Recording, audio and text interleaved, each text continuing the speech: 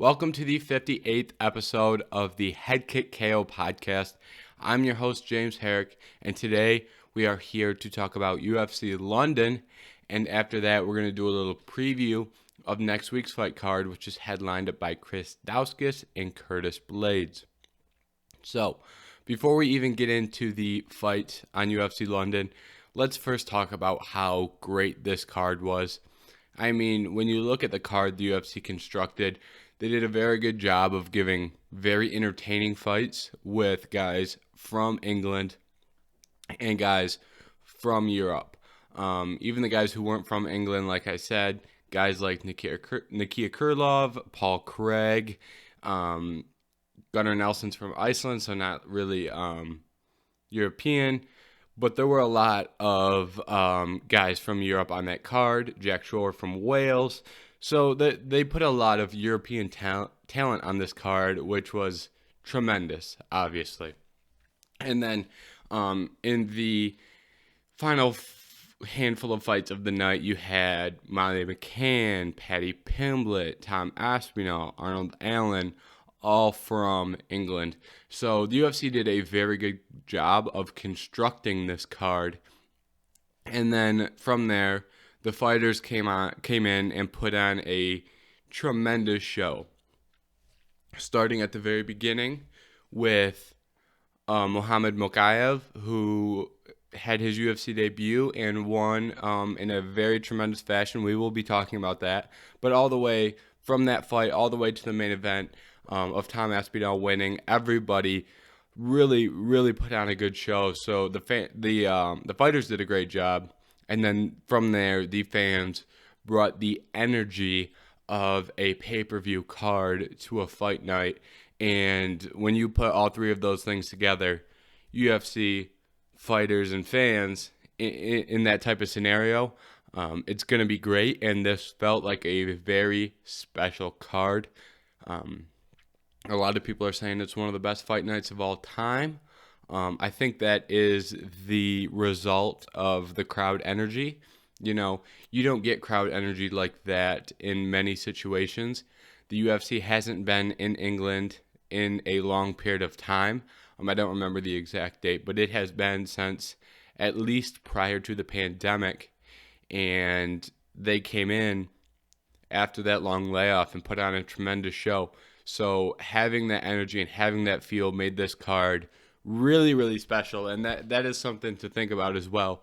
This card didn't even have Leon Edwards and Darren Till, who are two of the best and two of the most well-known MMA fighters from England. So the future for cards in England is a great one. It is great, and I imagine the UFC will be back in London or England, somewhere in England, before the year's end. And when you've got guys like Espinal, Arnold Allen, Paddy Pimblett, all itching for fights in England, I imagine it will happen, especially when you get the result that the UFC had. So I felt like that was important to touch on because that was a truly special card. And now that we've kind of, gone over the brief overview of how special that card was, now we're really going to touch on the fights themselves, and we're obviously going to start right at the main event of Tom Aspinall versus Alexander Volkov. Now, coming in, I was very high on Tom Aspinall. I really liked Tom Aspinall. I thought he was a very talented fighter, right? But even me being a huge supporter of his, he blew me away, right? And what really surprised me the most was just how balanced of a fighter he is. Coming up, we've seen some good grappling moments, right? We saw in the Arlovski fight where he landed a really nice takedown and finds a submission. But we've also seen some tremendous striking where he knocks out his opponent like he did against, what's his name? Polar Bear, Sergey Spivak. He knocked out Sergey Spivak in a tremendous fashion with a very good knee to elbow combo. So I feel like his great striking was overshadowing his really strong grappling coming into this one. But he put on a performance in the grappling aspect, but he also performed quite well on the feet. And even looking at the exchanges, it's so powerful what he did, because when you look at the exchanges, you see he's winning these striking exchanges early, and it felt like he had an advantage on the feet. And then in this situation where he's got the advantage on the feet, Volkov starts throwing back, he slips punches and gets a really, really, really well-timed takedown. And that's the important thing about Tom Aspinall's takedowns. He's not forcing anything with these takedowns. He's not saying, oh, I have to go get a takedown, right? He sees opportunities. He slips a punch, and he goes for the takedown. And those are the best takedowns, pure reaction takedowns. Those are very hard to defend. When you catch a guy, throwing a punch and you're able to slip it, perfect timing, that's the best time to go for a takedown, and he did just that. And then from there, he puts on some really good work on the ground. Volkov eventually gets up. Tom Aspinall does more strong work on the feet, gets another takedown, and eventually finds a submission on the ground. And that submission was very, very interesting because, at first look, I didn't see the arm bend in the fashion that it did, right? I was really confused when I first saw it. Watching the replay back, it was obvious that Volkov's arm was in a very bad position, and he really needed a tap. And very interesting submission, right? We don't see that type of submission often, almost like a Kimura and armbar hybrid. I'll be honest, I'm not a jiu-jitsu expert, right? But a very good submission nonetheless. It looks like he's going for the Kimura, and then all of a sudden your elbow is getting ready to pop through your skin in the same type of friction that you would see in an armbar. So very good submission. I can't remember the last time I saw a submission exactly like that. So all the credit in the world to Tom Aspinall and his performance, because I think his potential at the heavyweight division is very, very high, right? Now, does that mean he can beat the best of the best like Francis Ngannou, like Ciryl Gane? I'm not sure yet. Is the potential there? Yes. Can he do it right now? I'm not necessarily sure. But at the end of the day, he is going to be a top 5, top 3 heavyweight for a long period of time, just based off his mix of grappling and striking. And when you look at this fight here against Volkov, he utilized his balance so well, because he just came in, he found Volkov's weakness, which is his grappling. And we've seen that in fights like the Curtis Blaydes fight. He found that weakness and really attacked that weakness and found a submission. And I think that is something that you have to credit him for. So he came in with a good game plan, executed the game plan, and probably could have, went with several other game plans, whether that was a striking heavy game plan or something else, and won that fight. So all the credit in the world to Tom Aspinall. I am very, very, very impressed by his performance. And that begs the question, what is next for Tom Aspinall? Now, I'm really not sure, right? I think there's a lot of options for Espinal, and regardless of exactly what happens, I think he's going to get a very, very good opportunity. And just looking, he just beat the number 6 ranked opponent in the world, and he is going to fight someone higher up in these rankings, right? He calls out Tai Tuivasa. That is a very, very good call out, and it makes a level of sense for both guys. For example, if whoever wins that fight, if that fight were to get booked, would have to get a title shot or would have to fight someone like Stipe, for example. So that would put both of those guys in a great opportunity. However, I don't necessarily think that is the direction the UFC will go. I think the UFC doesn't want to burn that fight quite yet, right? I feel like that's a good one to put in the back pocket and use later on down the road, just in case one of these guys becomes champion. And I think that the names you have to look at for Tom Espinal are Ciryl Gane, Stipe Miocic, and possibly a Derek Lewis. And I'm not as high on the Derek Lewis, but at the end of the day, I really think we need some answers in the heavyweight division because Francis Ngannou obviously had to have surgery, and he's going to be out for 9 months, I think it was, and he just had that surgery. So we're not going to see Francis Ngannou until 2023. And we haven't seen Stipe Miocic since he fought since he just fought Francis, so it's been probably about a year since Stipe fought. And at the end of the day, I really don't know what direction the UFC is going to go. And when you're looking at guys like Tai Tuivasa and Tom Espinal, they're not going to be the first domino in the little domino effect that's going to take place at heavyweight. They're going to be the second or third domino, right?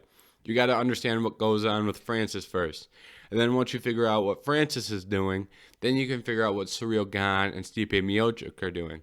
And then once you figure out what they're doing, you can move on to guys like Tom Espinal and Tai Tuivasa. And maybe the UFC has a greater plan, and that's not exactly the way they're looking at it. But from a perspective from an outsider looking in, trying to predict what the UFC is going to do, it's very hard to answer that question without knowing exactly what Francis Ngannou's situation is like. For example, if they're going to throw an interim belt out there, Ciryl Gane versus Stipe Miocic makes a lot of sense. However, at the same time, if someone's going to win that fight, and then they're going to and then Francis is going to be in a rematch, right? Or do you do something like Tai Tuivasa versus Ciryl Gane or Stipe Miocic for an interim belt? And then that gives you the opportunity to see Tai in there, who would be fresh blood for the UFC, and that would provide some parity in that division. And that is really something the UFC heavyweight division lacked for a long period of time. But with names like Tai Tuivasa, Tom Espinal, Chris Douskis, we're really starting to see some more parity in that division. And I think that's tremendous because that heavyweight division is really, really turning around. Sergey Pavlovich coming back and getting a really strong win also really adds some more parity to that division. So I'm interested to see exactly what's going to happen moving forward.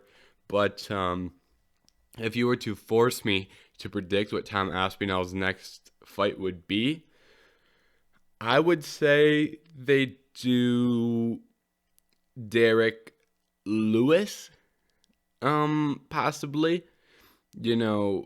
Derek Lewis is a big name, and I think that giving Derek Lewis someone like Tom Aspinall would give Derek Lewis an opportunity to get back in the win column because he would have a chance in that fight. But at the same time, it gives you an opportunity to build the name of one of your bigger young prospects in a guy like Tom Aspinall. And I think another important aspect of that is Tom Aspinall wants to fight in London again. And if the UFC does another card in London, you have to consider, is that going to be a fight night? Because if that's going to be a fight night, then Tom Aspinall is not fighting for a belt. For example, if that's going to be a pay-per-view, that gives the UFC some more options. So once again, with Tom Aspinall's situation, I really think we need to get some more questions answered. And the two big questions to kind of summarize this whole thing is, what is the UFC doing with the belt in Francis?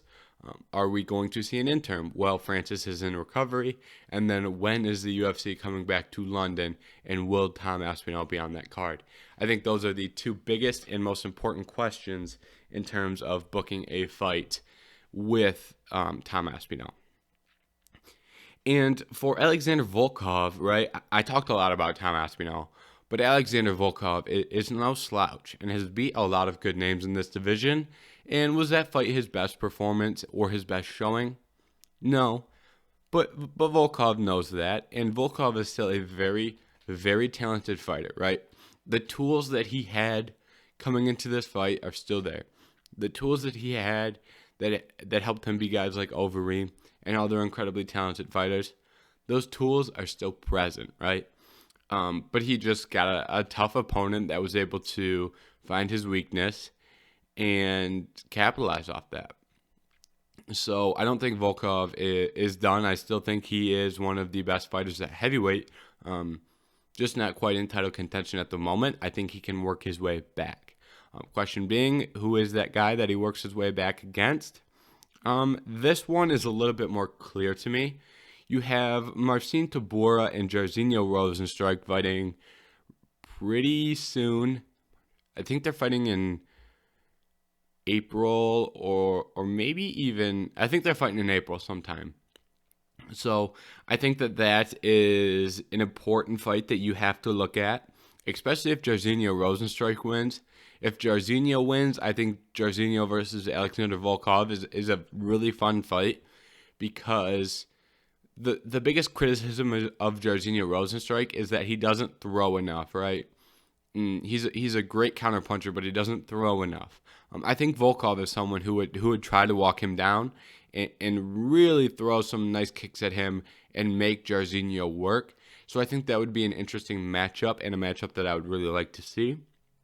Another name is a guy that was also on this card, Sergey Pavlich, coming off from a long layoff, and he had a tremendous performance against Shamil, who is 10th, I believe, at heavyweight. Let me double check. He is, yes. Shamil was 10th at heavyweight. So Sergey is probably going to be sitting at the 11th spot when he comes in those rankings. And the reason, maybe a little bit higher than 11, maybe he comes in at 10. He won't steal that 10 spot from Shamil outright, just because Tom Espinal was at 11. So you're going to see Tom Espinal jolt up to at least 6, maybe 5. So the rankings are going to get shuffled up, and I think Pavlich is going to be sitting at the 10 or 11 spot. But based off his performance, and I think that would be a really, really good fight. Also, you have Chris Douskis and Curtis Blaydes. So I think Douskis is a pretty good matchup for Volkov. I think that would be a fun fight at heavyweight, regardless of if Douskis wins or loses, because Volkov's ahead of him in the rankings right now. So if Douskis goes out there and gets a win, well, Curtis Blaydes is at 4, so maybe not if he gets a win. But regardless, I think Volkov versus Douskis would make sense moving forward. I think, like I said, that division's got to play out a little. So if Douskis gets a win, maybe they don't go that direction. But regardless, I think that would be a very, very good fight. Now, moving on from the massive discussion we just had on the heavyweight division, moving down to featherweight for Dan Hooker versus Arnold Allen. This was obviously Dan Hooker's move to the 145-pound weight class. And let me give you a little disclaimer before we even discuss this fight. And that disclaimer is, I don't think the weight cut had anything to do with Dan Hooker's performance. So I'm not even going to mention that from here on out, because I don't think that had any effect on how Dan Hooker performed. Now that that's out of the way, Arnold Allen had a tremendous performance. He was able to find Dan Hooker's chin quite early, and Dan looked visibly hurt every time that Arnold Allen was able to connect. So the power was there, and the speed advantage was very, very clear, especially early on. And credit to Arnold Allen for keeping some composure, right? Because when he gets the stun early, right, he hurts Dan, and he's really throwing a lot at Dan.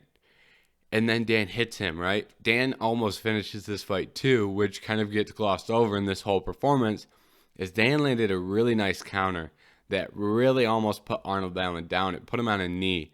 And despite that one moment where you're like, oh man, what's Dan Hooker doing?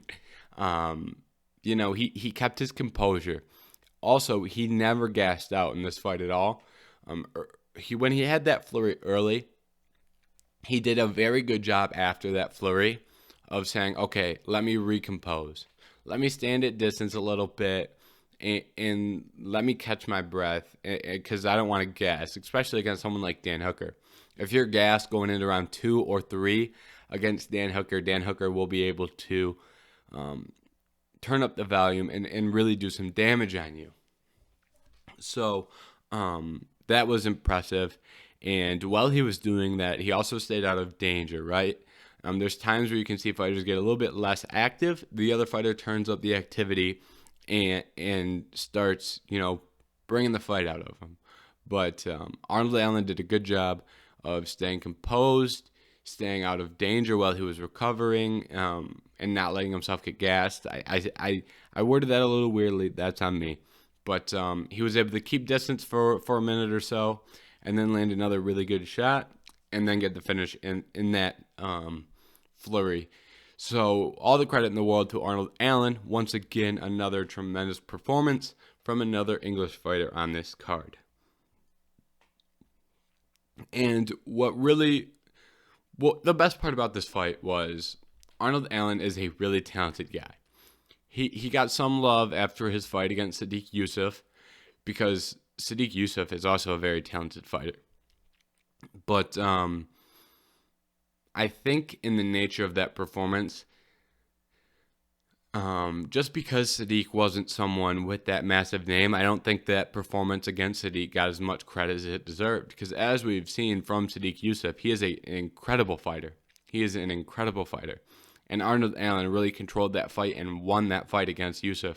So that was kind of the moment where it was like, okay, Arnold Allen is a legit contender, right? Before, he was always a really highly respected guy and a highly respected prospect, but that fight kind of took him up a level. And this fight against Dan Hooker's the guy with the name. He's the more well-known guy. And Arnold Allen comes in and puts on a good performance. So I think that is the best part about this performance is even from the X and O's, he showed what he could do against someone with a big name.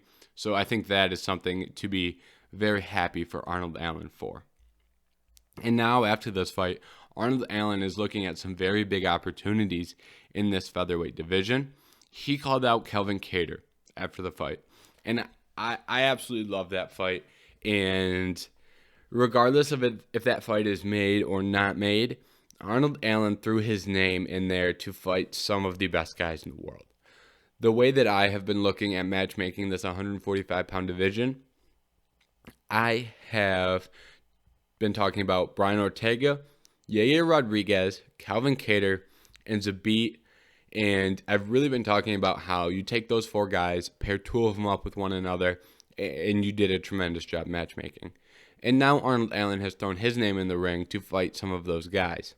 And I think Arnold Allen versus Calvin Kattar makes so much sense, and I think that is a tremendous fight. All I ask is that it's 5 rounds, right? That's the only thing I ask, is that Calvin Kattar versus Arnold Allen is a 5-round fight. And from there, if it's not Calvin Kattar, let's just assume Calvin Kattar gets someone like Yair or Ortega. I also would like to see Arnold Allen versus Zabit. I think that would be a very fun return fight for Zabit.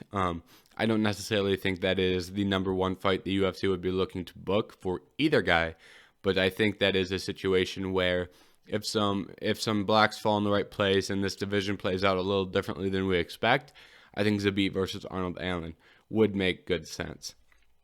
Also, I haven't been talking a lot about Josh Emmett, but Josh Emmett also is gonna get a big fight when he returns. And just early for Josh Emmett, obviously, but the Korean Zombie, if the Korean Zombie isn't able to get it done against Alex Volkanovski, I think the Korean Zombie versus Josh Emmett would be a very, very fun fight, and I think that would be a good direction to go for both guys after that one. So that's just kind of an early thought before we advance out of this featherweight division. All right, moving on. In this UFC London card, we've got Paddy the Baddy Pimblett versus Rodrigo Vargas. And I personally, I'm very interested in the future of Paddy the Baddy, right? And what's so interesting to me about Paddy Pimblett is he's getting a major push, and that push isn't necessarily coming from the UFC. There have been a lot of media outlets that have really supported Paddy Pimblett way before the UFC, right? It's not the UFC saying, all right, they didn't look at all their prospects in the lightweight division and say, all right, we're putting it all behind Paddy Pimblett, right? The UFC weren't the ones who went all in on Paddy Pimblett. It was a mixture of Paddy Pimblett being himself, right? That's going to draw eyes. But then you get media outlets like Barstool Sports, who Paddy works closely with. He is one of their athletes.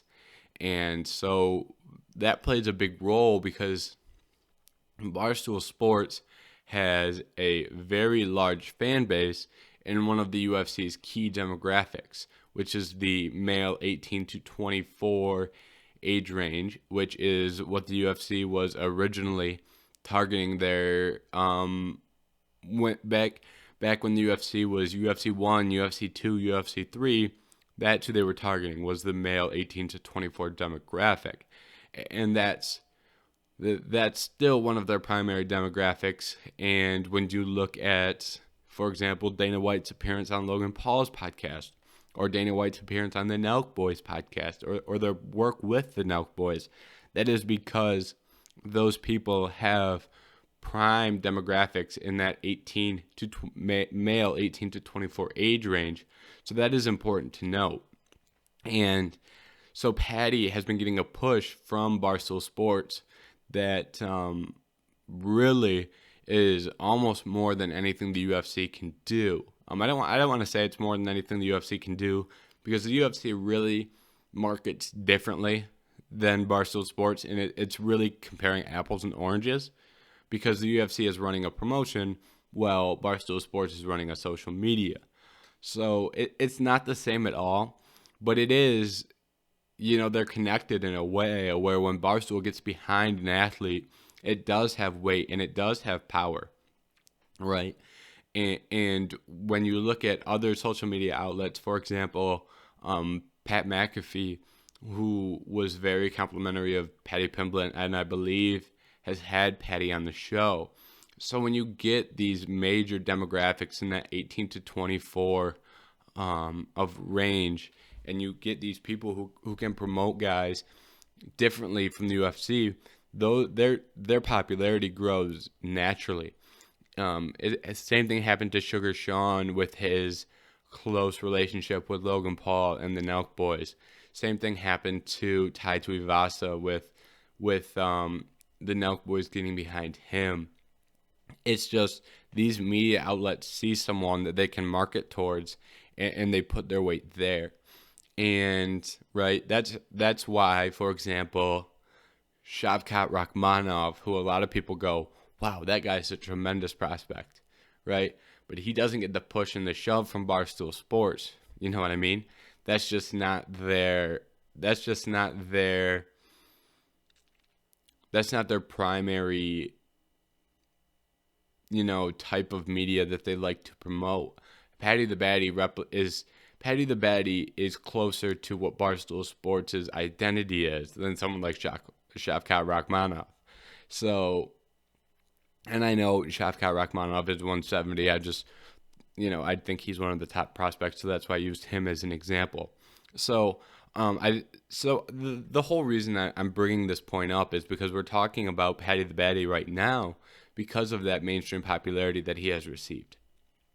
And I've seen a lot of people criticize the UFC for promoting Paddy Pimblett the way they do, but it has, the UFC didn't wake up and decide to promote Paddy the Baddy. Like I said, they didn't look at a list of fighters and go, all right, we're giving it to Paddy the Baddy. We're going to put everything we can behind Paddy the Baddy to promote him. It's just not what happened, right? So I think that is an important thing to note when you're looking at the UFC and Paddy the Baddy's career. And with that being said, I've said a lot about Paddy the Baddy, but I haven't said a lot about the fight yet. Paddy the Baddy came out and gets hit in the chin. Gets hit hard, right? And he is able to get a takedown. He's able to recover, and he's able to eventually find the rear naked choke submission. Great performance, right? Not flawless. That's the thing we've seen from Paddy in his last two performances. They haven't been flawless, but he's found a way to win. And finding a way to win is one of the most crucial aspects of this sport. You can get knocked down 100 times, but if your hand gets raised at the end of the fight, that is one of the most important things. And at the end of the day, Paddy the Baddy found a way to win 2 fights in a row. Now, do I think Paddy the Baddy is the guy that's going to become the next Conor McGregor? Unfortunately, no. And, but I do think Paddy the Baddy will be in the UFC for a long time. And I do think Paddy the Baddy will be taking a similar route to Sean O'Malley, where we're going to have him take a slow burn into these rankings, right? Especially at 155 pounds. You do not want to rush somebody at 155 pounds because you will end up like Terrence McKinney did against Drew Dober. That's not a slight at Terrence McKinney because I love Terrence McKinney. And I think he's a great prospect. I talked at length about him after that fight, and I talked very highly about him. But at that time, Drew Dober was unranked, right? So you're going to run into your Drew Dober. You are going to run into your Thiago Moises. You are going to run into someone who is talented all over. You're going to run into a Joel Alvarez. And if you break into the rankings, you're going to find yourself against an Armin Sarukian. You're going to find yourself against a Rafael dos Anjos. So 155 is not the division that you want to rush a fighter at. So I think the UFC will be taking a slow burn approach to Paddy the Baddy and just grow the hype, right? Paddy chokes out, someone. And in all fairness to Paddy the Baddy, great submission victory. But I've never seen such a casual fan base get so excited over a submission. It's ridiculous. And I love it, honestly, because for the longest time, when casual fans, right, and I don't say casual as a diss. A lot of people say casual as something that they just, someone has a different opinion, so they say casual. When I say casual, I truly mean someone that watches the sport infrequently. When someone who doesn't know much about MMA and watches the sport infrequently, they don't like submissions and they don't like grappling, right? Look at Colby Covington versus Jorge Masvidal. People who just turn that on to see Jorge and then have to watch Colby Covington take him down for 5 rounds, they're not too happy at the end of that performance. But this was the first time I've seen a casual fan base get incredibly hyped over someone winning via rear naked choke after losing the exchanges on the feet. So truly tremendous there. That was something that I found very interesting and wanted to add to that. But overall, like I said, Paddy the Baddy has a lot of potential, right? That's the one thing I haven't said yet, actually. Paddy the Baddy has a lot of potential because of his grappling and his ability to find submissions, especially slick and crafty ones, while still having the ability to get control, advance position, and work your way to a rear naked choke. He has showed both, which is very, very good to see, especially this early in his UFC career. Now, he does have holes, right? He gets hit too much on the feet. That's probably the biggest one, but I don't necessarily think the UFC is going to give him someone that can really expose those holes anytime soon, really. So when we're looking at who Paddy the Baddy is going to fight next, right? This is really like throwing a shot at the dark because someone could get a win on the Contender Series and make their UFC debut against Paddy the Baddy, and I wouldn't be particularly surprised. But looking at the guys on the UFC roster right now, the names that I find interesting are going to be guys. You know, I get, like I said, this is difficult, but maybe they go the direction, the veteran direction, and they go with someone like a Michael Johnson. That might be interesting. Maybe you go against someone like Devontae Smith. I think they're going to find someone who is talented enough, right? Maybe Ignacio Bahamondes. That might be an interesting matchup. But I think they're going to go with someone with a respectable level of talent that isn't just an absolute can, but a very beatable opponent. I think that's the direction they go with Paddy the Baddy. And I don't necessarily want to go through here and keep reading off names. And another thing to note is this might be in London again. So if they do this in London again, he's probably going to get someone who is from a European country. Vargas was Mexican, but, maybe that's something to look out for as well. But I guess I'm not going to sit here and speculate who Arnold or who Paddy the Baddy is going to fight because it's really unproductive. And there's a solid chance that Paddy the Baddy gets booked against someone, and then major UFC fans, hardcore UFC fans that watch every single weekend, look and go, oh man, I'm not sure who that is. So I'm not going to sit here and try and figure that out. Moving on down the card, we had Gunnar Nelson take on Takashi Sato, and this was a very Gunnar Nelson-like performance. He looked good on the feet, right? But his ability at the end of the day to get the takedown and get the back was what separated him from Sato in this fight. I am a little surprised he didn't find a submission, but he spent so much time on the back. You have to credit Takashi Sato's ability to fight off Gunnar Nelson and not let him get that rear naked choke. So that is very, very notable. And Gunnar Nelson's also in an interesting spot because Gunnar Nelson's last two losses are to Gilbert Burns and Leon Edwards. So Gunnar Nelson, his losses have aged quite well. And I don't necessarily think we throw him in there with a ranked guy next, but you could get pretty close, right? There's a lot of guys at 170 that'll give you a really fun and interesting fight without having a ranking next to their name. Whether that be someone like, let me check who's ranked actually before I start saying stuff. I was going to say Li Jinglang and Santiago Ponzinibbio, but those guys are both ranked. And you know what? Maybe they make that fight. Maybe he does get a ranked opponent. If not, guys like Daniel Rodriguez may be interesting. Chaos Williams may be interesting. Shavkat Rakhmonov, also a ranked opponent, could also give you a very, very interesting fight. So that would be a fun fight, actually. Tim Means,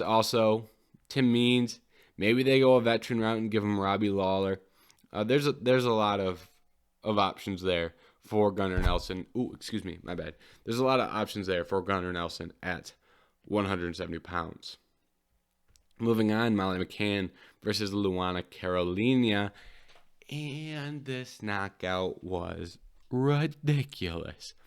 This was one of the first, I don't want to say one of the first, one of the few knockouts where I truly did not know if the other fighter was okay.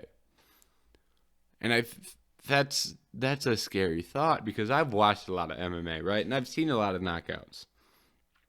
And I've seen, Usman murder Jorge Masvidal. Not actually. I probably shouldn't have said that because this does get posted on YouTube. I've seen Usman hit Masvidal very hard, right? I've seen Askren's knee.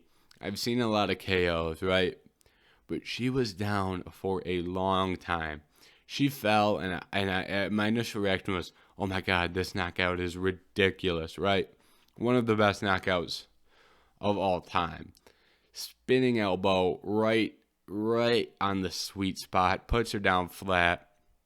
But I'm looking, right, and I'm watching Molly McCann celebrate, and then she is running around the ring, and the camera moves a little, and Carolina had not moved yet, and it was a significant period of time. So that was pretty scary.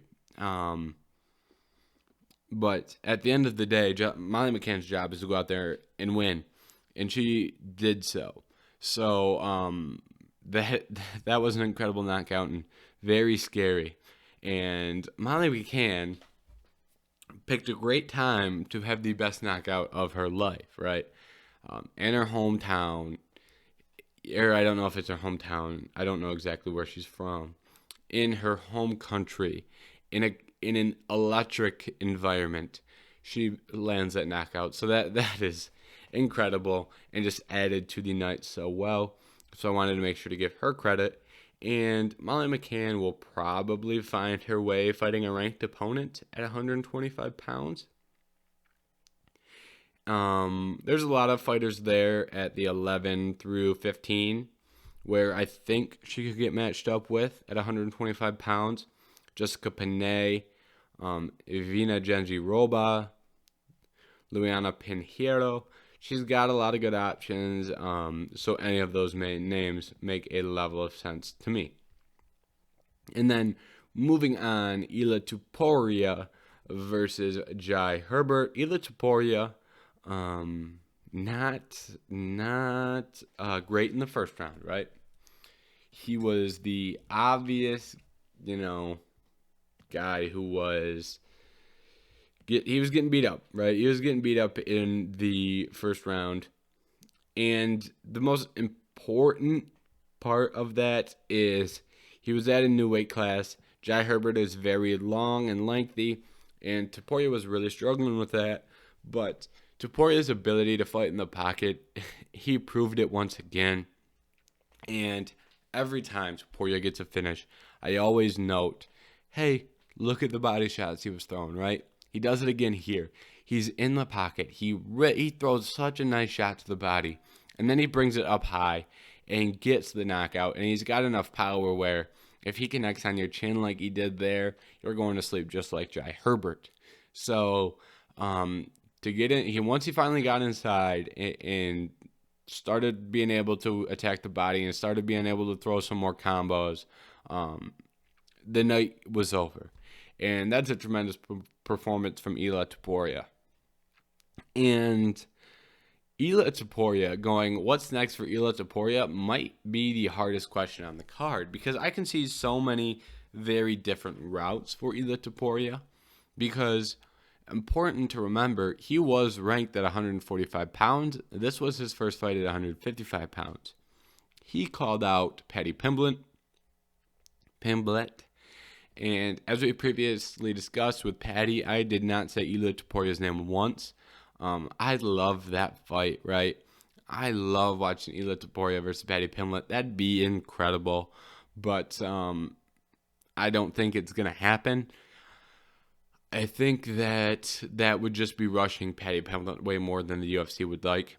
Ela Tuporia is one of the most legit prospects out there right now. So, at the end of the day, I just don't think that's the direction the UFC goes.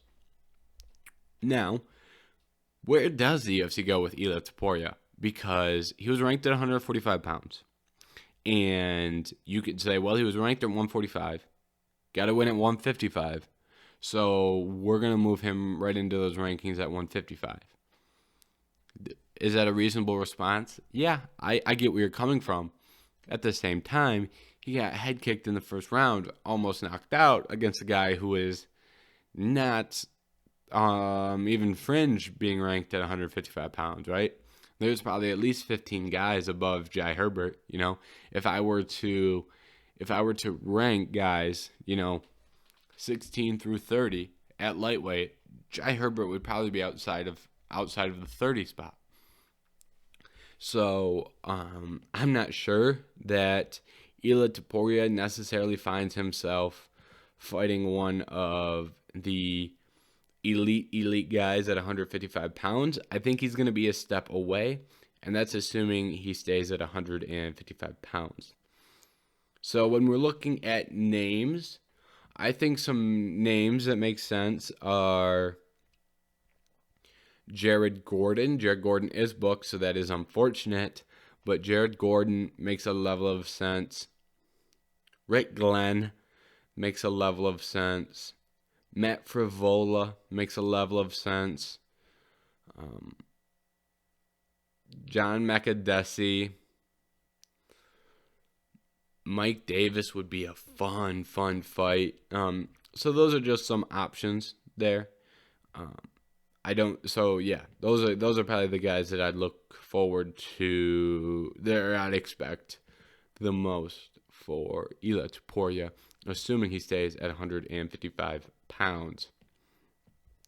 Now, moving on to the prelims, we are running late here. My goodness, this has been a long episode, so we are going to quick fire these prelims. Sergey Pavlovich got a really nice knockout of Shamil, and we've already talked about Sergey Pavlovich. He's probably going to be in the top 10 and maybe 11, probably 11. If I were a bet man, I'd bet money on Pavlovich being ranked 11th. Now, we talked about Alexander Volkov being an option. Look at the loser of Curtis Blaydes versus Chris Douskis being an option. Look at the loser of Jairzinho Rosenstrike and Marcin Tybura being an option as well. Possibly Augustus Akai, but I'm not necessarily too high on that. Bang. Mccann was able to submit Mike Grundy, and that's really tough for Mike Grundy. If you weren't aware, Mike Grundy's terminally ill father was in the crowd and had to watch that.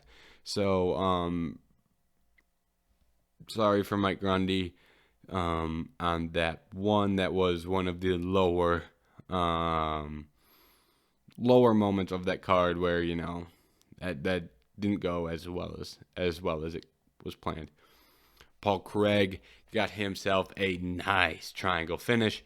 Very Paul Craig performance, but like I said earlier, what matters is winning, and Paul Craig won. Shout out to Paul Craig. Moving forward, Paul Craig is in a great spot. He called out Anthony Smith in Glasgow. Now, I'm assuming there was some inside baseball going on where he knew the UFC was looking at returning to Glasgow. I imagine that's where that call out came from.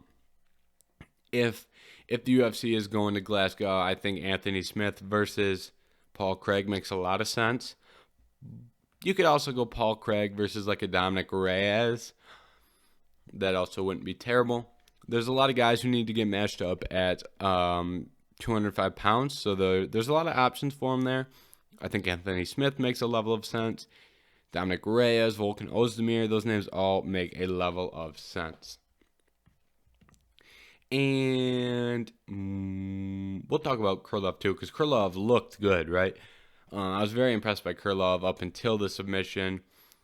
Krylov versus Ryan Spann makes a level of sense. Maybe Jimmy Crute, maybe Dustin Jacoby.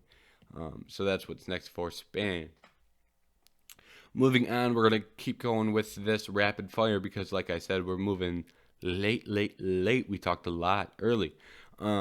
Jack Shore versus Timur Valiev. Great fight. Jack Shore did a tremendous job of going out and securing that third round to put a stamp on this victory.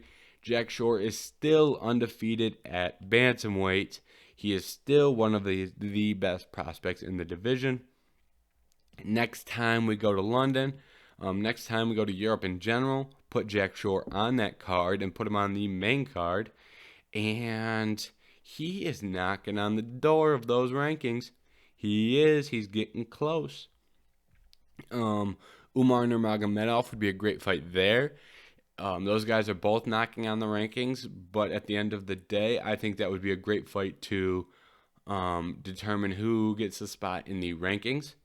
And honestly, to be honest with you, I wouldn't be surprised if we see Jack Shore ranked at 135 pounds come Tuesday. Right now, you're looking at Marlon Moraes and Rafael Sunsao at 14 and 15, so I wouldn't particularly be surprised if Jack Shore was able to top either of them.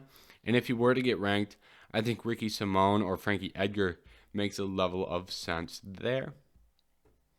Timur Valiyev, still very high on him because this was a very, very close fight. I don't think he's going to slide too far. Maybe you do Timur Valiyev versus someone like Cody Stamann, someone like Casey Kenny. I think those would be some good fights. Moving on. Cory Mckenna versus Elisa Reed. Very close fight. Both of these girls are still in the prospect stage for that strawweight division. Very deep division. Expect both of them to keep taking on some prospects before they get in the rankings. And possibly the most important fight of the night, which that might be true, it might not be true. We'll find out in 2 years or so. Muhammad Mokaev, tremendous performance against Cody Duran, hits a flying knee early, and then chokes out Cody Durden, or however you say his name. And if you know anything about Cody Durden, he's not exactly a great guy. So a shout out to Muhammad Mokaev for getting that. And if you don't know who Muhammad Mokaev is, he is a 21-year-old who I believe is 24-0 in amateur MMA. And give or take 2, he might be 21-0, he might be 25-0. I don't remember the exact number off the top of my head. His amateur record, pro record is 7-0, and he's 21 years old, fighting at 125 pounds. And he's got 2 years to break John Jones's record of being the youngest UFC champion of all time. Honestly, I think it's a little bit more than 2 years. I think it's like 2 years and 100 days or something like that, 2 years and a couple months. Regardless, who cares about the extra half? But I wouldn't be surprised to see him fighting a ranked opponent very soon. He looked good, right? And he made quick work of Cody in that fight. And Cody is no bum, and in all honesty, the UFC doesn't have the largest collection of fighters at 125 pounds, so he could get a push into those rankings fairly quickly. Looking at some names, Ode Osborne, Malcolm Gordon, Tyson Nam. Those are some fights that I think none of those guys are ranked, but I think those are some of the best guys you can fight prior to getting a ranked opponent. If he beats one of those guys, he'll be fighting someone in that 10 to 15 slot in those rankings. Now we are almost, like I said, this episode is running long, so we're going to keep this quick hitter going, and we're going to talk about next week's fight card, which is headlined by Curtis Blaydes and Chris Douskis. Now, this is a tremendous fight in the heavyweight division. Might not be the most entertaining, but at the same time, we might see a massive knockout. This has massive implications in that heavyweight division because, as we were talking about earlier, there's going to be a lot of opportunity in the top half of that heavyweight division. And it's only a matter of time before we figure out where everyone's going to get matched up. But as of right now, we are looking at Curtis Blaydes and Chris Douskis. My heart says Chris Douskis will be able to find a big shot and put Curtis Blaydes away. My mind says Curtis Blaydes out-wrestles him 4 or 5 rounds. So pick your poison there. I think both are very likely outcomes. Joanne Wood versus Alexa Grosso is a very competitive match.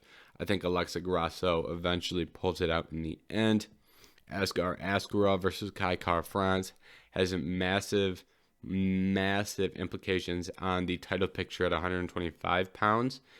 give me Kai Kara France. I really liked his performance against Cody Garbrandt. My goodness, I almost forgot his name. I'm going so quick here. My bad.